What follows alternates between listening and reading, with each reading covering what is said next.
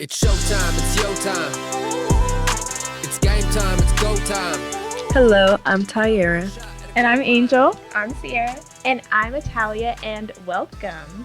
So this is a new student podcast centered around Black voices and to include other communities like Hispanic, Asian, Indigenous, LGBTQ+, and those who are not of able body. We really just wanted to create a space where everyone felt heard. Yes, we are so excited to have that space where we can express our concerns, our wants, our needs, especially as Black students within DPS. And we're so grateful for DPS to provide us this platform to do so. Yes, so we are students at Dr. Martin Luther King Jr. Early College, but we have 9 other co-hosts from East High School and Montbello, and they'll also be having some great conversations, and these are their introductions.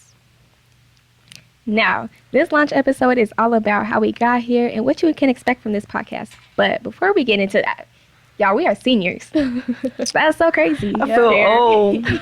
Yeah. And this podcast is really just a part of our high school legacy. Like, can y'all believe that?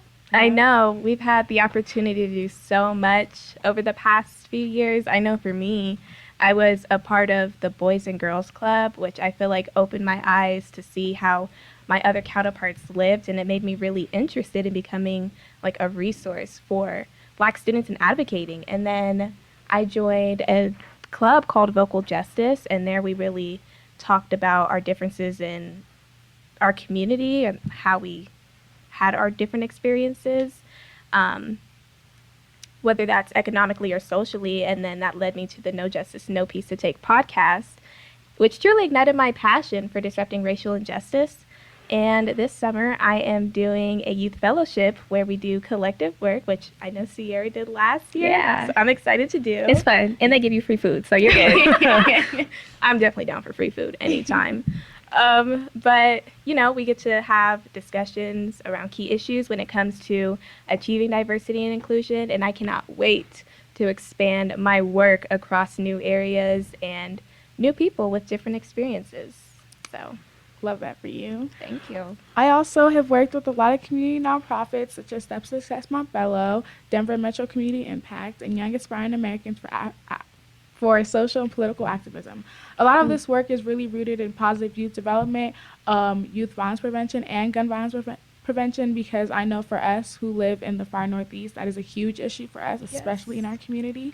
And I think it's really impactful for me to be in these spaces because it's really showing how our world is beginning to really listen and appreciate to the advocacy of young students. And because a lot of times we have answers that people 30 or 40 years older than us don't.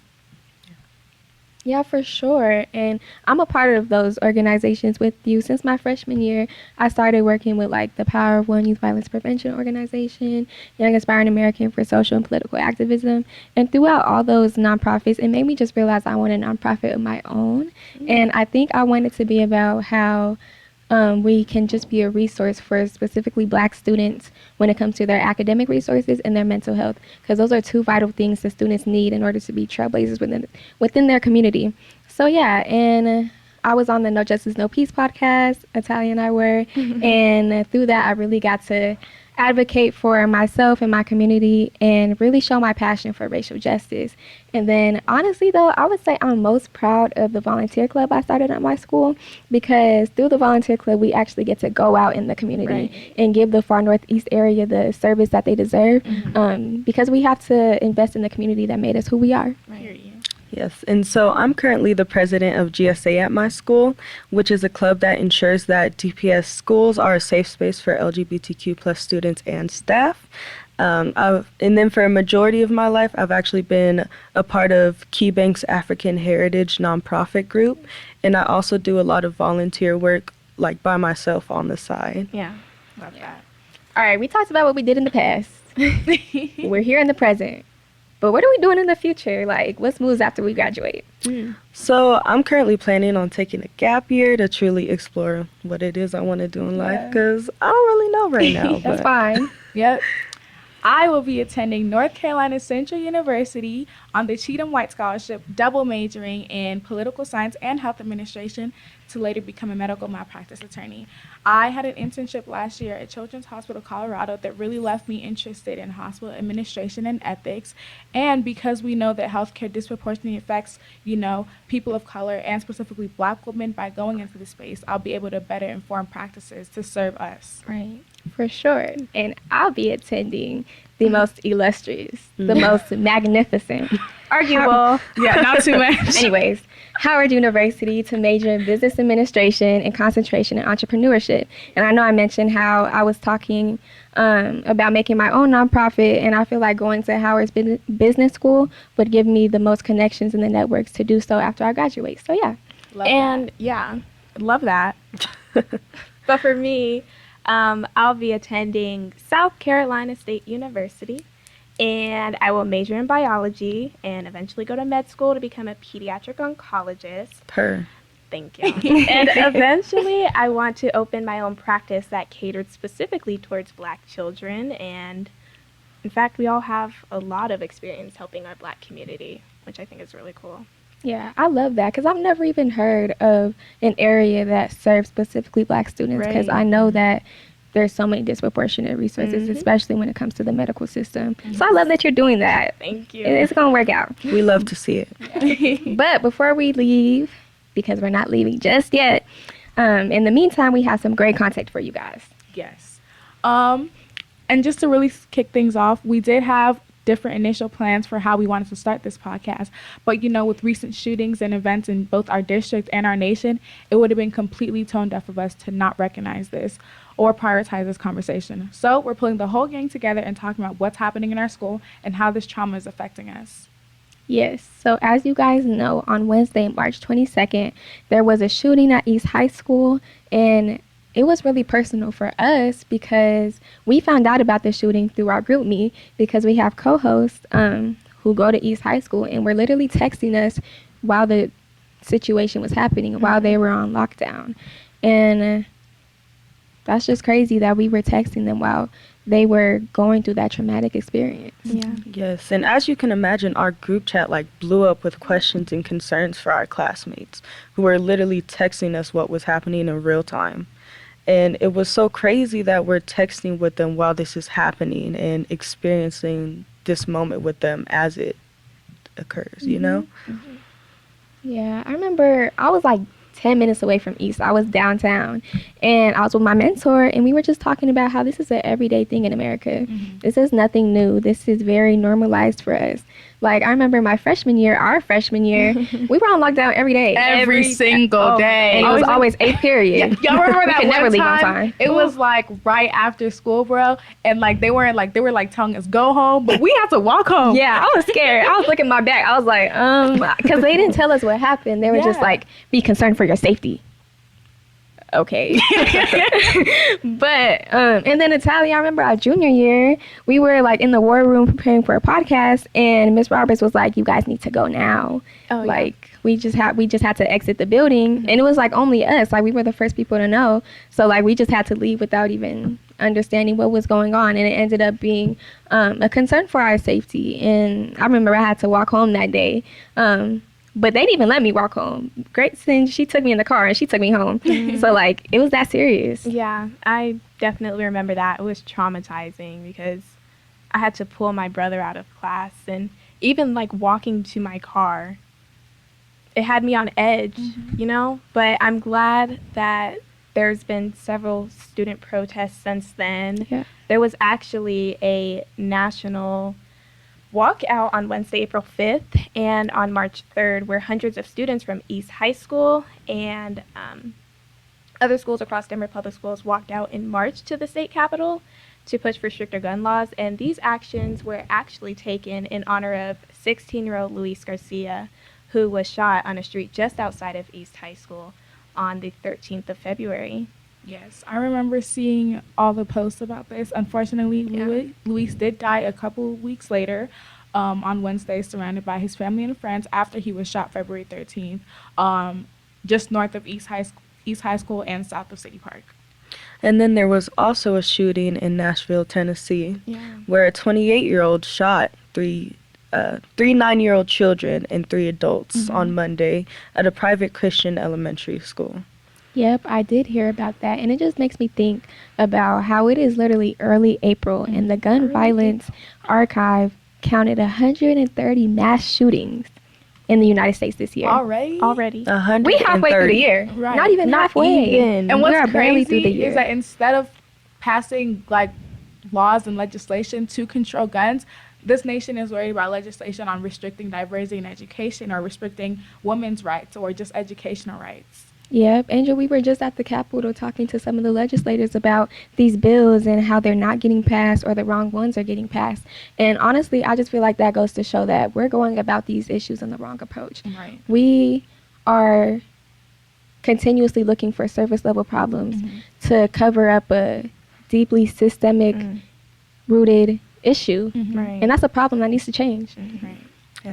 So on that note, we're going to talk about some of our next episodes. So our next episode will actually be about Black love. So if you want to take that away, Angel. Love is patient. Love is kind. It does not envy, nor does it boast. And love is best when it's what? Black. What is Black love? Why is it important? And why is Black hate more prominent than Black love? Are y'all seeking Black love? Me personally, Black love or no love, period, like for real.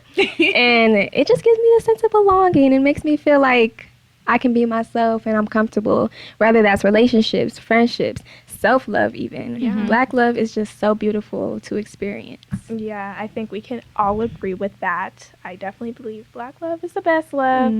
I literally listened to the song. It's called Black Love, and it's by Papoose and Remy Ma. Love that. And if you haven't listened to it, then you need to go listen to it because it's such an uplifting song, and it just makes you so proud to be Black, and it's like a song specifically for us, you know? Yeah. I love it. Listen to it after this, though. After this, yeah. Yes. After you watch this. Yeah. Or listen, because we are on Spotify. But anyway, we're also going to be talking about HBCUs. And I'm going to just say, what's the number one HBCU? Not Howard. Okay, so then what is it? Because as a baby bison in the making, it's definitely Howard. No doubt about it. So what about your dorms and the rat situation? Ooh. Honestly, I will probably pull the whole HBCUs have their problems because all of them do because they are lowly funded. So unless you want to put some money towards Howard, don't Hey, talk. man. Aren't they like the most funded HBCU? Oh, amen. That I'm just a student. That's not my responsibility. But yeah, I definitely would say that is Howard for me at least. For me personally, it's going to be NCCU. That's valid. Say what that stands for. What if they don't know? North Carolina Central University. Period. I'm not gonna lie. I used to want to be a baby bison, and then I wanted to be an Eagle at NCCU, and then I wanted to be a Spelmanite at Spelman, and then an Aggie at North Carolina A&T, and then it's like, no, I'm kidding. It ends there. But South Carolina State, I feel like, is called by name. Needless to say, I wanted to go everywhere, but SCSU, I think it fits me better than anywhere I've considered. I definitely love that for you. And their cheer team is dope. So I Oh love my it. gosh. Italia fit wanted in. to shape You'll shift fit and in. be everything. But I'm going to tell y'all this right now. During homecoming, we are getting no sleep. no sleep. North Carolina, South Carolina, Howard, Atlanta, and then we're going to go down to Florida and be what? Rather. Oh, Lord. And see, I might not be going to college, but I will most definitely see y'all at Yeah, we going to homecoming. scoop you up in Colorado. That's a long drive. Anyway, all right. Despite all the wrong answers y'all just gave to that question I just asked, I love that we can have this conversation and that we can talk about why HBCUs are still so important to the Black community. Right. And I think it's really funny how, as we're students coming from a majority Hispanic high school, Yeah. we're all leaving Colorado to go to HBCUs. So I wonder if we could blame that on the lack of representation, Black representation within our schools that we experienced during high school. Yeah. But on that note, Y'all, it is so exciting to have a space where we can talk about issues that matter to students that look like us and to have it supported at the district level. So we had to have Dr. Tony Smith join us for this launch. Yes, thank you so much for being here. Dr. Tony Smith he used to be the principal at not only Montbello High School, but also DMLK, and he really supported the launch of this podcast because he understands that students need a voice to lead and to be heard. When we had the BSA First DPS banquet, he told us to continue using our voices and to never hold back. So that's what we're here to do. Yes, so Dr. Tony Smith, he previously served in Denver Public Schools as an instructional superintendent. He has more than 20 years of experience serving students, and now he is the chief of equity and engagement division, and it was a great contribution to the creation of this podcast. Yes, Dr. Smith, thank you so much for being a part of our podcast today.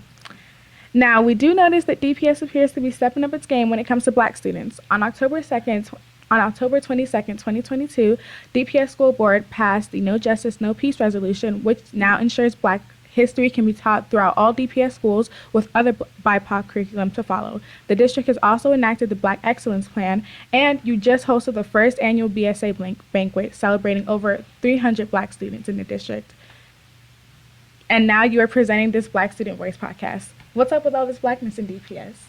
Yeah, no, I appreciate the question. I want to position it as saying, first and foremost, Black history is American history, and Black people are America, right? And Yes. so I think the idea that we are now recognizing the contributions of African Americans across the board is sad, and it's also needed. And I think platforms like this allow you to get your own narrative, to control your own narrative, and to help people understand who you are and what you bring to the table. And you serve as a voice, a strong voice for young Black women everywhere, right? And I think if we are a society that truly embraces diversity, then similar to what Maya Angelou has always said, you don't know someone until you know their story. And this is an opportunity to share the Black story. And it's not the only venue, right? I think this is one venue of many opportunities for you as students to bring your narrative to light for the public. And so I'm just excited that you have first chosen to do this and excited to see what you'll do. Thank you. Yeah, thank you so much. But I do want to ask, what would you say to the people who say that DPS isn't doing enough for their Black students? Yeah, I say in a lot of ways, we're not doing you're right. I mean, look at the achievement gap, look at the opportunity gap, look at all the things statistically that we put out there. And it's not solely just DPS. I think it is a partnership. And I think to that question, it speaks to the lack of partnership and community that we have across the board, not only with the Black community, but the Latinx community, the AAPI community, the American Indian community, the Native American community, excuse me. I think we have to do a better job as a community to serve all of our students, and Black students are our students. We can't pick and choose who's successful. Everybody in our district, every student has to be successful. And we have neglected Black students for far too long. And if I'm being honest, and I'm speaking to you as somebody who's not trying to be political, America has a problem with anti-Blackness and the foundations of America. We're trying to disrupt those seeds that have been planted way before you or I ever stepped into a school or into a classroom. And so this is a way for you to exercise your voice and to be the change you want to see in the world. Yes, I can definitely appreciate your acknowledgement for that. And I can speak to my experience. I've been at DMLK since the 6th grade. And honestly, I would say that my middle school experience was more of a high school experience than what my high school experience is. And I know we've had you who's been there since 7th grade, and Tyre who's also been there since the 7th grade. But I feel like in middle school we had more pep rallies, we had the opportunity to go on more field trips, we got to do more PBLs, and with that, I know I can speak to my experience of being more engaged and wanting to go to school because I was looking forward to those things. And I feel like now school is just like so serious and all about the academics, so it's like kind of hard to be really engaged. But I think a huge issue in that is that our school has a huge minority population, and with that it comes with a lot of underfunding and not a lot of support from the community to invest into our school. And I know that we've been hearing about how the adults in education want to do more to fix that problem, but we keep hearing the same old strategies. So what are you trying that's going to be different so that our students become more engaged academically and socially in our schools? Yeah.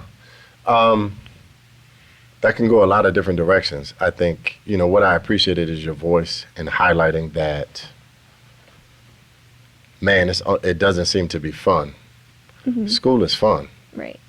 School isn't just about the math and literacy component. You should have fun, and it's a place where you not only cultivate your academic knowledge, but your social skills. You start to build your identity as a person. And I think you brought up something around, I think you said, underfunding. Right. And what I would argue is like we don't use funds in the right way currently because we're doing to you, not with you.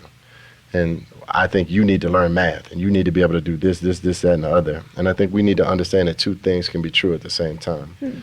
You can still want to learn math and read the great authors and have fun and be a student and go to pep rallies and have engagement in your school. They're not mutually exclusive. It's not one or the other. Right. And so I think part of the beauty of this podcast is for you to be able to highlight those pieces and to say where that's happening and what you want it to look like, and also give other students who look like you and who look up to you the same voice to say, I can have fun, I can learn math, I can do this. Just because I go to a majority minority school doesn't mean I have to be reduced to just these things. Right. And I firmly believe that at Montbello we had a lot of fun. And I was hard on my kids. I was hard on every one of those kids. I loved them like they were my own. And I wanted them to be able to read and write and go off and have opportunities well beyond high school. Same at DMLK. I want them to be as successful as possible. And I still keep in contact with many of my students today, and to see the amazing things that they have done, it can happen. And there's so many examples of that happening across the district. Those just are two of my personal ones. But I've been in schools this year, and I see kids having fun. I see kids doing tremendous things and engaged heavily in not only their academics, but their community. And we have to tell that story. You have to own that narrative that we can be both. Right. And when it's not working, you have to give voice to how it can be changed. And that's part of engagement, investing in the change that you want to see, not just saying, I don't like this. Right. Yeah. I love that answer. So, I don't know, we were all curious, besides your new favorite podcast, obviously this one, what's other podcasts are you checking out right now? Yeah, I'm a self-proclaimed nerd in many cases, and I like weird stuff. So Supernatural was a podcast that I used to listen to. It's just kind of mindless and kind of fun, and I like to hear like those historical perspectives. Freakonomics Radio has been one that I listen to. I Am Athlete is one I love. The Pivot is one that I absolutely can't get enough of. And then, I think whatever anybody sends me, Malcolm Gladwell used to have one. I'm not recalling it right now, but my buddy in Florida, Michael Johnson, who used to be a principal here, he was at GW. He sends me episodes of podcasts, and we just kind of exchange.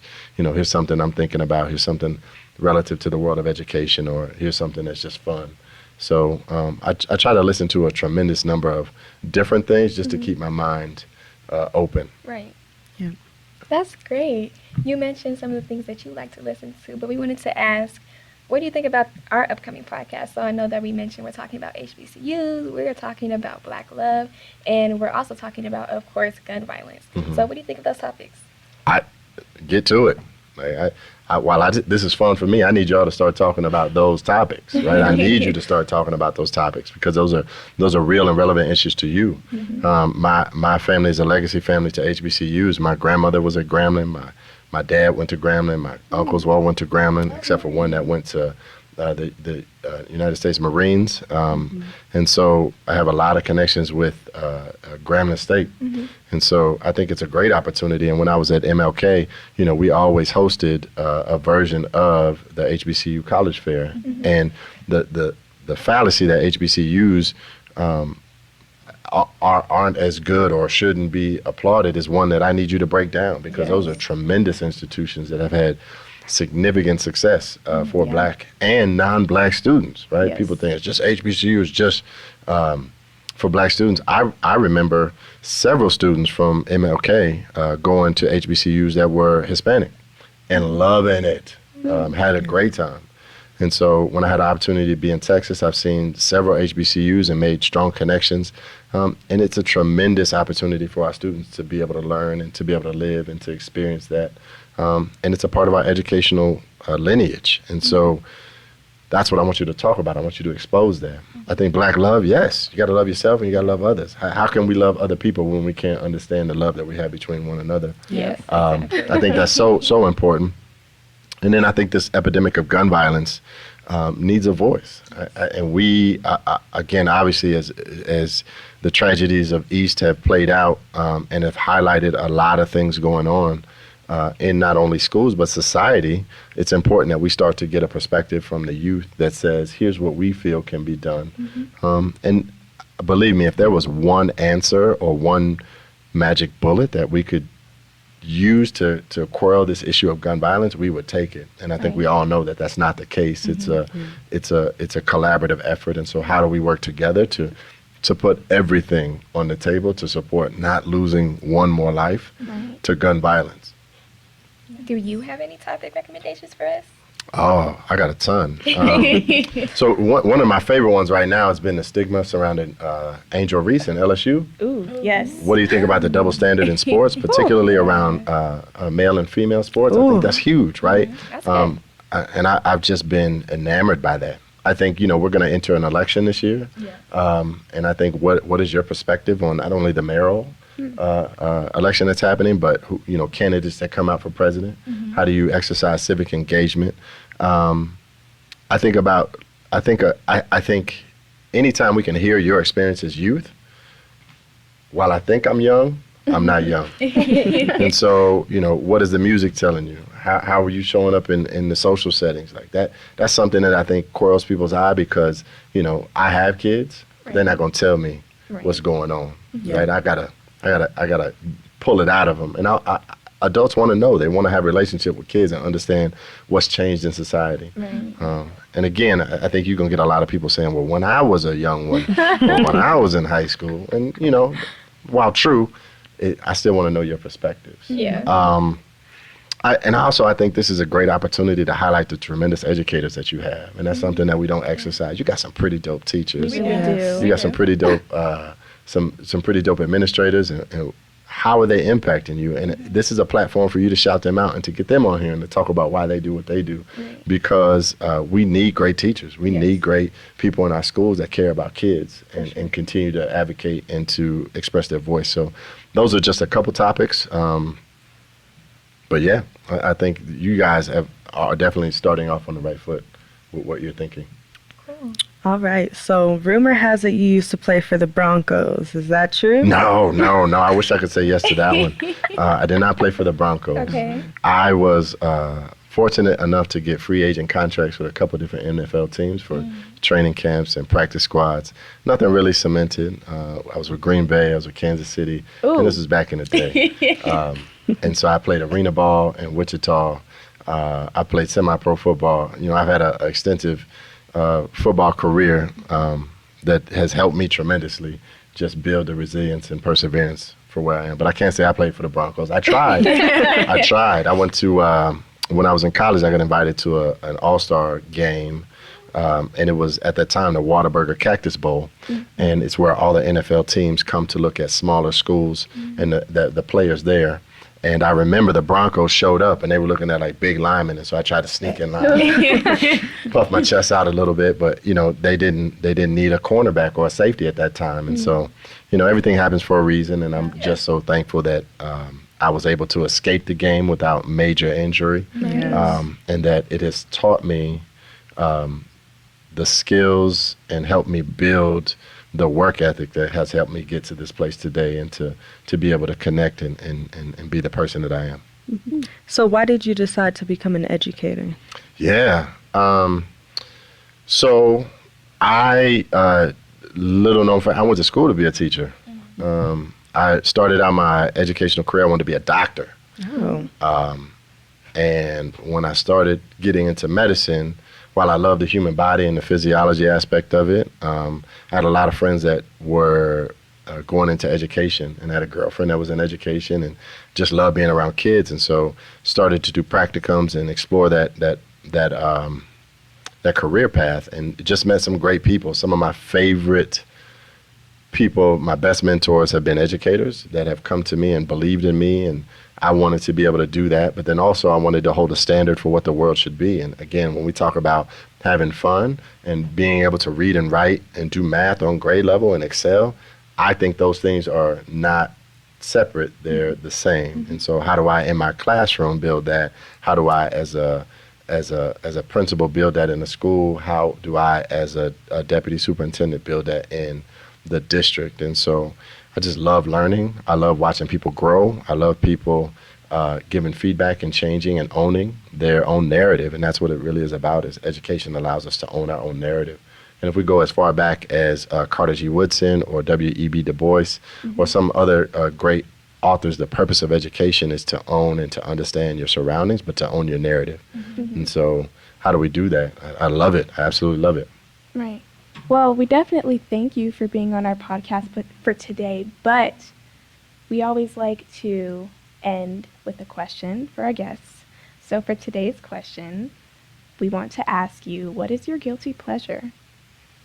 Oh, that's a good one. I have so many, and that sounds weird as it came out of my mouth.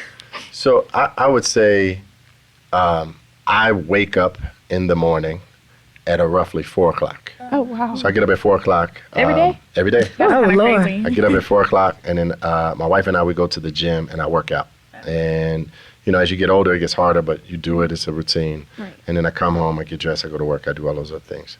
And so I usually don't eat until right around 11 because I try to make sure that I'm pretty healthy. But on Friday mornings, I go to 7-Eleven Oh, gosh. and I get an extra large coffee, Huh. which I try not to drink too much coffee, but my guilty pleasure, this is it. They got those apple fritters at 7-Eleven. Yes. They're horrible for you, but I grab one, and I mean, before I've even paid, I'm through that bad Oh, boy. my gosh. And if it's a really good day and I'm feeling strong and I had a great workout, I might get another one. But that's my guilty pleasure. So that's how your day went this morning? I'm going to tell you this. I was looking at it. I stared at it. I had a conversation with the apple fritter. And I said, you know what? I can't do it today. Maybe I need to work a little harder. And then I think my other guilty pleasure in that is in pancakes. Right? Like I don't, like I said, I don't really eat bad, but if you give me an apple fritter, some pancakes, I'm in there. So I just appreciate that stuff. We're going to make sure next time we have you on here, we have pancakes and apple fritters. Oh. Just for Yes. you. Coffee. Yes. From Yeah. 7-Eleven. For you. I was born in Chicago, Illinois, and my dad lived there up until roughly, my son is 15, and so he passed away when my son was born. But they used to have a restaurant that had apple fritter pancakes. Oh, wow. And it was amazing. So, no, if you do that, I think you'll be my favorite people for the rest of my life. I think we're definitely going to have to make that happen. Yes. For us, Most too, because definitely. I love those apple Oh, fritters. yeah. Oh, my gosh. Yeah. And But- and before I go, I want to publicly just acknowledge like your courage, your creativity, your investment in this podcast, and I want to publicly say that we are 1,000% behind you, and so proud of you, and not just you, but every student that is involved in this. And you are creating you're pulling on to a legacy, but you're also creating a platform from so many kids, right? I want you to just please embrace that. You are trailblazers in every sense of the word, and hopefully provide voice not just for young black girls, but black boys, but Latinx boys, Latinx girls, Native American. I mean, there's so many things that you do. Please, please, please embrace your power. I love that. Thank you so much. Thank you. And we just Thank wanted you. to say thank you so much for taking the time to be on our podcast. We know that you're a busy man, and we just wanted to say thank you again. And we look forward to having you on future podcasts and episodes. Yep, I get to put y'all are my favorite ones. So now you come to the top of the list. Forget. Yes, we won't Right. forget. Thank you for having me. Yes. Of course, thank you. All right. We just ask our audience to support our podcast as much as you can and send us feedback, share your thoughts, and let us know what you think about our conversations. Most importantly, interact. This is not just our podcast. This is your podcast too. And our main goal is to prioritize student voice. Yes. And we need your help to do that. Yeah, with that being said, we're ecstatic about the creation of this podcast, and we truly cannot wait to see what this journey holds for us. There will definitely be more current and relatable conversations like this because they need to be talked about and acknowledged. Yes. We definitely have some controversial topics in the works for you guys, so stay tuned. Yes, and we will see you guys next time. Yes, bye.